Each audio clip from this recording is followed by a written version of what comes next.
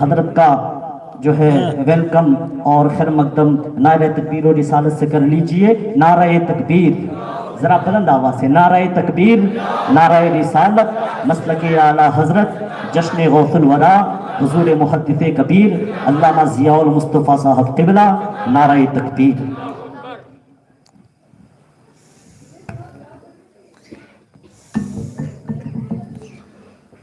السلام علیکم ورحمۃ اللہ وبرکاتہ.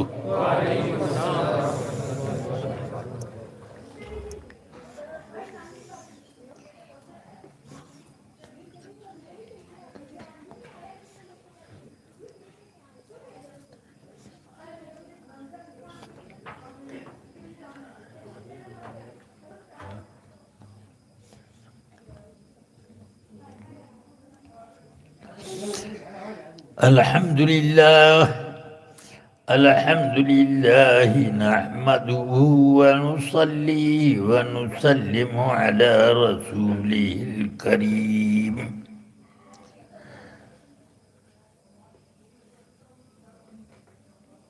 وعلى آله وأصحابه أفضل الصلاة وأكمل التسليم. أما بعد، فأعوذ بالله من الشيطان الرجيم. بسم الله الرحمن الرحيم.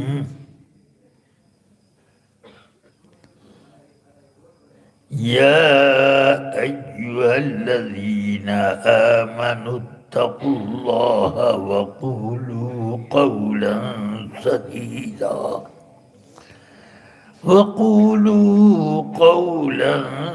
سديدا صدق الله العلي العظيم وصدق رسوله النبي الكريم الأمين.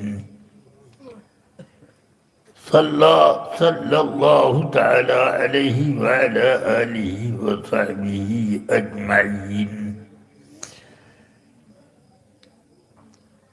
نہایت محبت، عقیدت اور اہتمام کے ساتھ درود پاک ورد کر لیں. اللہم صلی علی سیدنا و مولانا محمد معدن الجود والکرم وعلى آلہ واصحابہ وبارک وسلم. رفیقان گرامی، سید کائنات رسول اکرم صلی اللہ علیہ وسلم نے ارشاد فرمایا: ان اول الناس بی یوم القیامہ اکثرهم صلاۃ علیہ. قیامت کے دن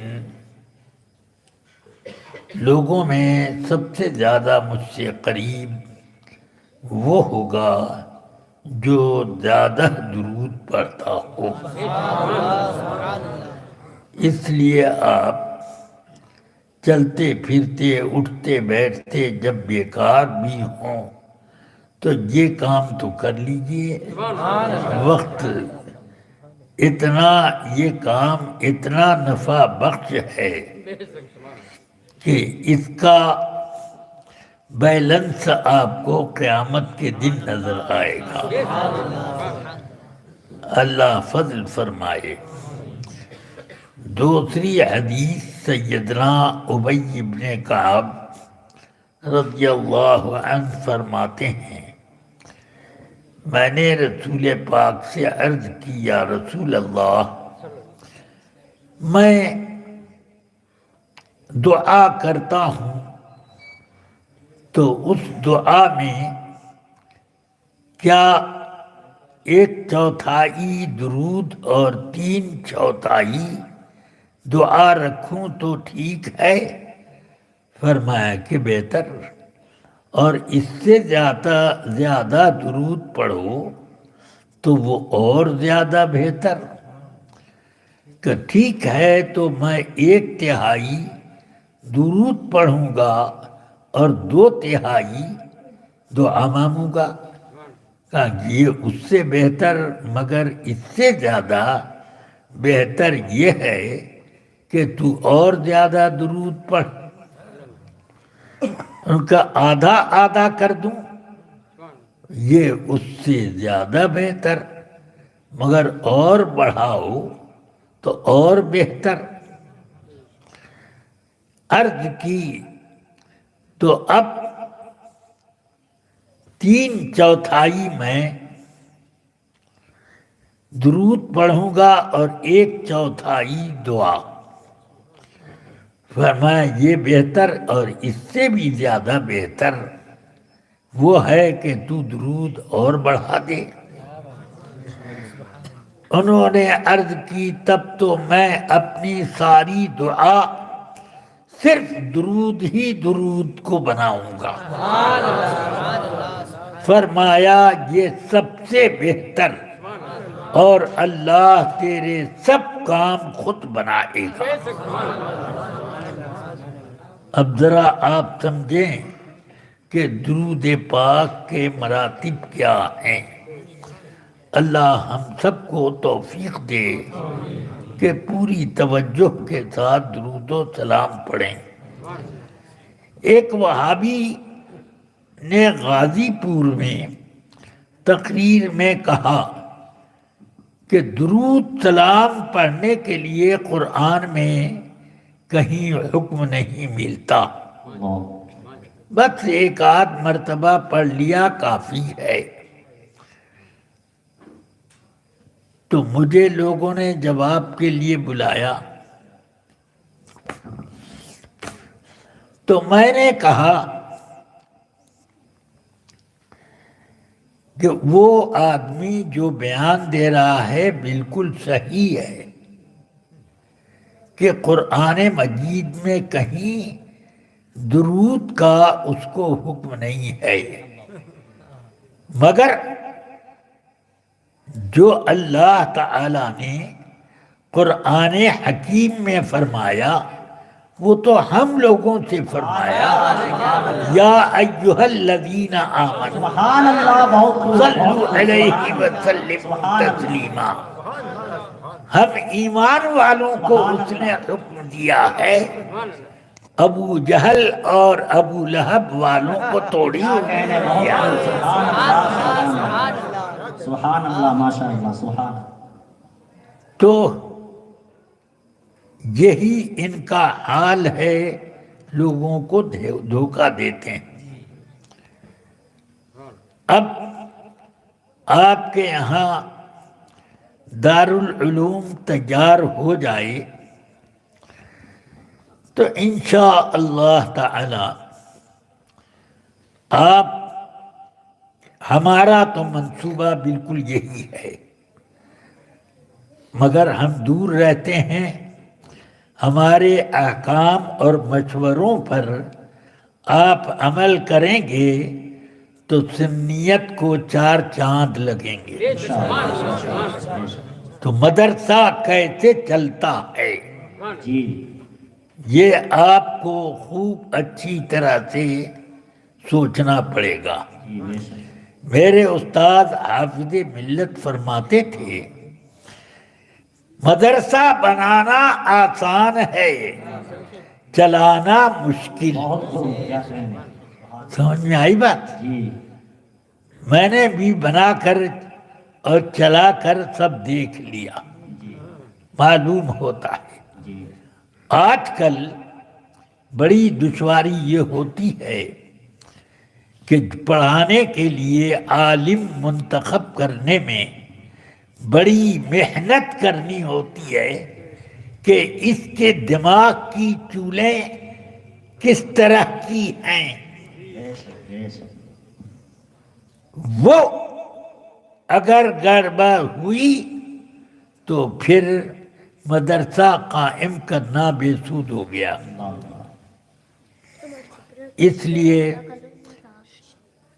اب مسجدوں کے معاملے کی طرح نہیں چلے گا مدرسے میں. بے شک، بے شک، بہت خوب. 4 آدمی آپ کو مؤذن کے لیے آئے، تم کتنا لوگے؟ میں 5,000 لوں گا، تم 4,500 دے دیجیے گا تب بھی چلے گا۔ اچھا تم کتنا لوگے؟ 4,000۔ تم کتنا لوگے؟ میں 3,000 پہ کام کر دوں گا۔ ٹھیک ہے تمہیں کو رکھتے ہیں۔ یہ ہے انٹرویو،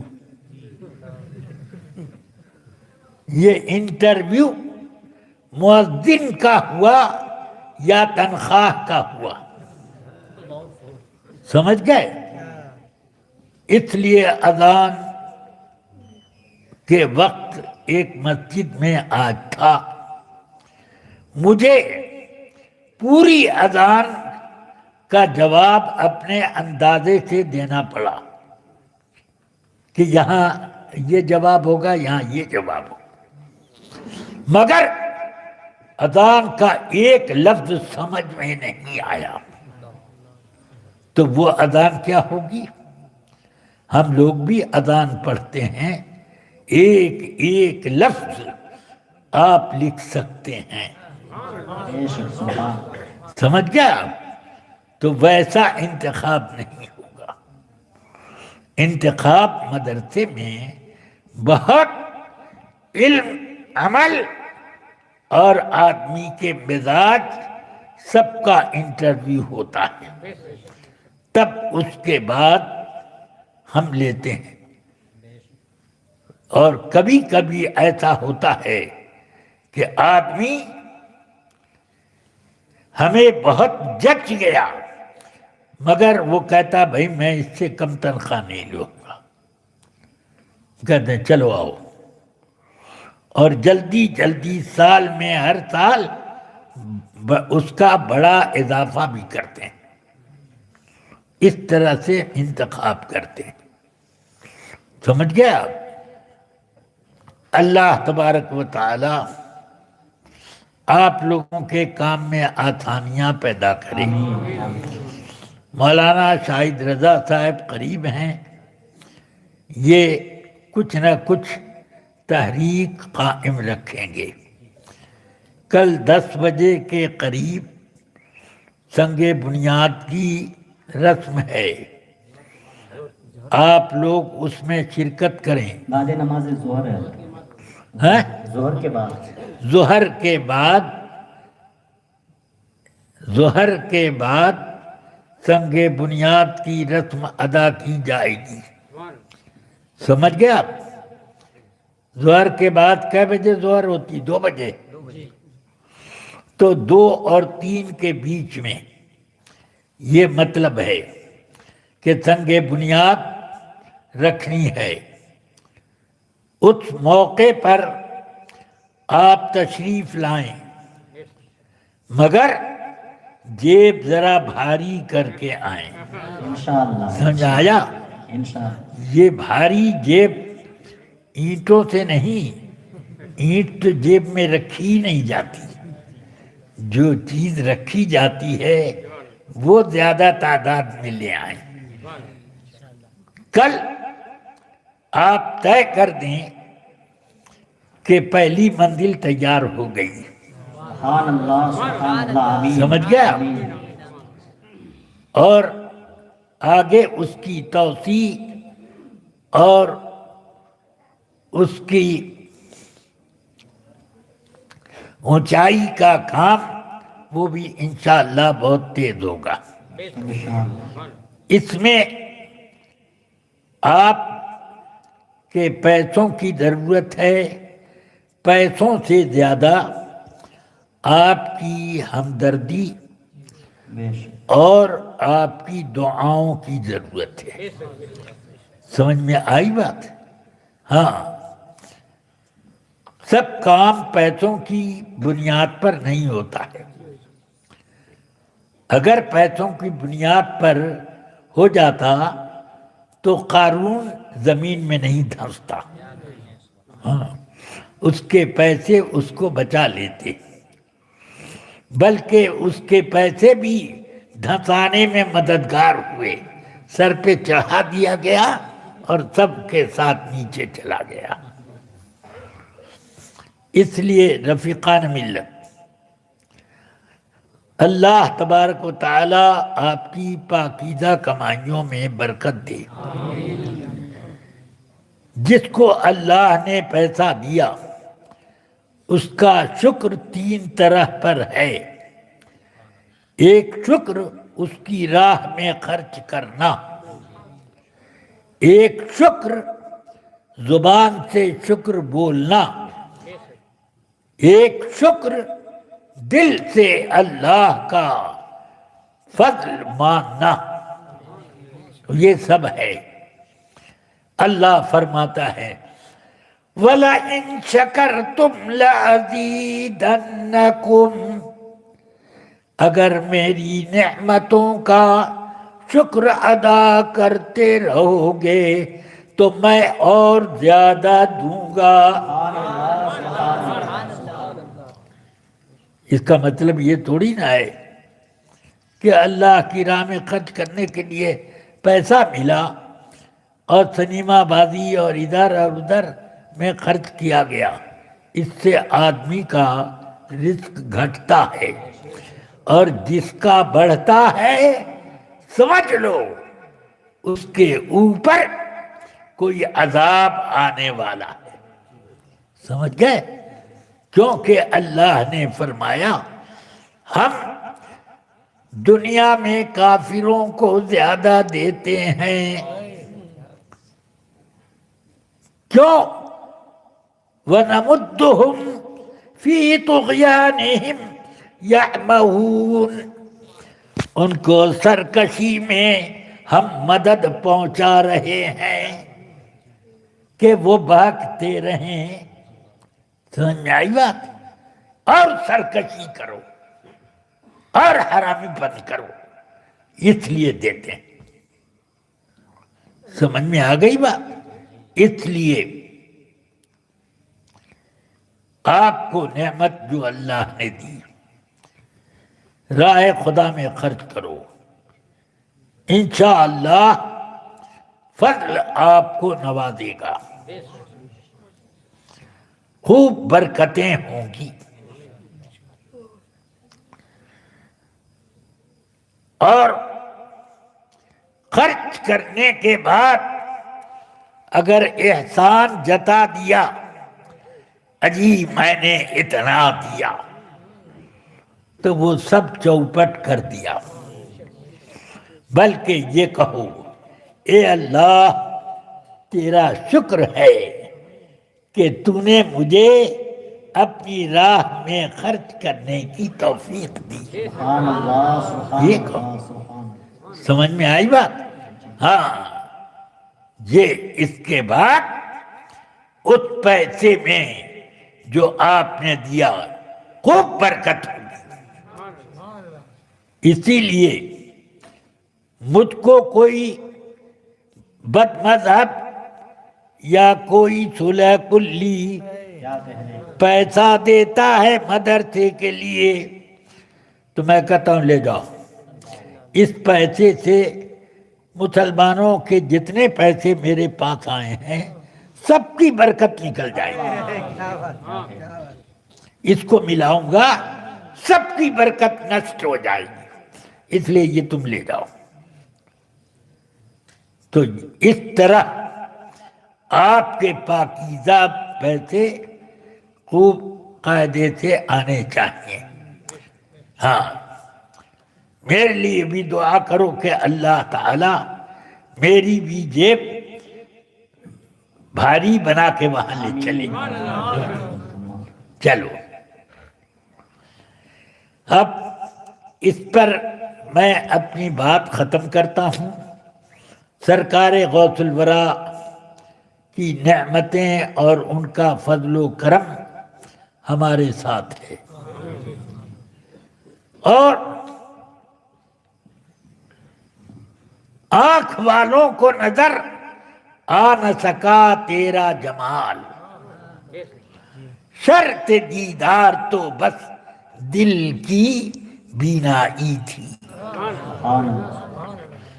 دل سے دیکھو تو غوث پاک ہی سب ہمارا کام بنا رہے ہیں، رہتے ہیں وہ بغداد میں، مگر ہاتھ پھیلاتے ہیں تو بحر الکاہل میں پہنچ جاتا ہے، ہاتھ پھیلاتے ہیں تو وہ ڈھاکہ پہنچ جاتا ہے، جاپان پہنچ جاتا ہے، ہاتھ پھیلاتے ہیں تو امریکہ اور افریقہ پہنچ جاتا ہے، آسٹریلیا پہنچ جاتا ہے۔ اس لیے ان کے فضل و کرم کی بات مت کرو، وہ تو ایسے فضل و کرم والے ہیں کہ ہم اس کا بیان کرنے سے قاصر ہیں۔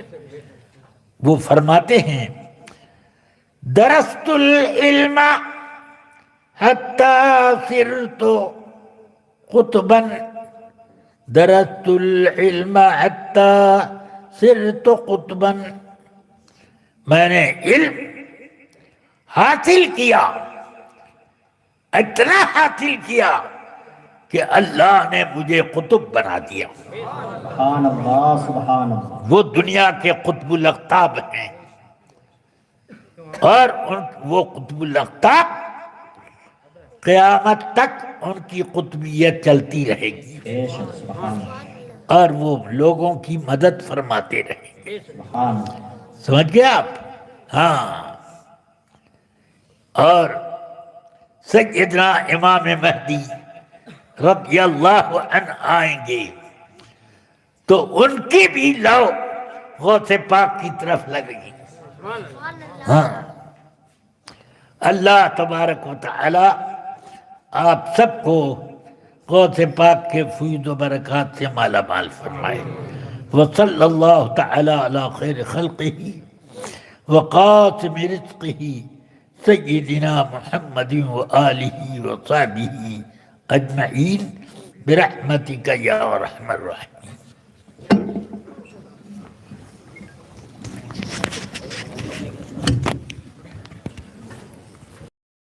يا نبي سلام عليك، يا رسول سلام عليك، يا حبيب سلام عليك، صلوات الله عليك، أنت نور